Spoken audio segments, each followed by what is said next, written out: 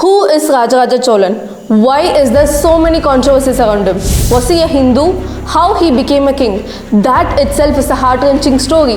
That is all the movie Ponniyin Selvan is talking about. After Rajaraja Chola's great-grandfather Parantaka's death, his son Gandharaditya ruled for a few years and died.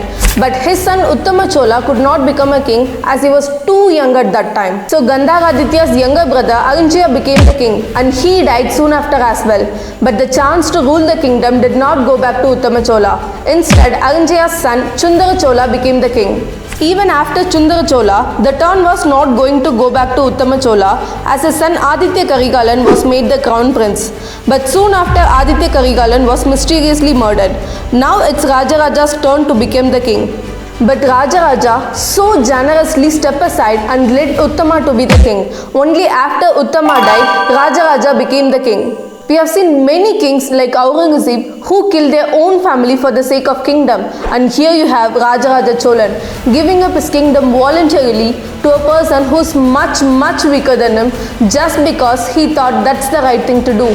He stood by his morals. When Rajaraja became the king, the Chola kingdom was very small and was still recovering from the Rashtrakuta invasion that happened previously. Rajaraja turned it into an efficiently administered empire which possessed a powerful army and a strong navy. He initiated a massive project of land survey 1000 years back and divided the kingdom into multiple individual units, and 1000 years back he had an elaborate water irrigation system. And in the field of architecture, he built the most magnificent Shiva temple in Tanjavur that stands very strong even after 1000 years, and the construction of this temple is still a mystery. The entire temple was built using tons of granites, but Tanjavur does not have a single mountain at least 60 kilometers around it. The Vimana or the temple tower is 216 feet high, but it was built completely by interlocking the stones without using any binding materials like cement. And the top stone of the tower is a single block of granite weighing about 80 tons. How it was placed there without any modern equipments is still a mystery. It's believed that a 4 miles ramp was built specially for this, and the stones were pulled up by fleets of elephants. The temple is nothing but an architectural miracle, and there's a huge example for how he treated the people. All the names of the people who worked on this temple, even the small helpers, were imprinted on this temple walls along with his name. He was the king. He was the emperor. He could have easily took all the credits. There was no need at all to mention thousands of people who worked on that. Still he did it. He wanted the world to know the people who worked hard on that. That's how generous he was. And finally, was he a Hindu? He built such a magnificent temple for Lord Shiva.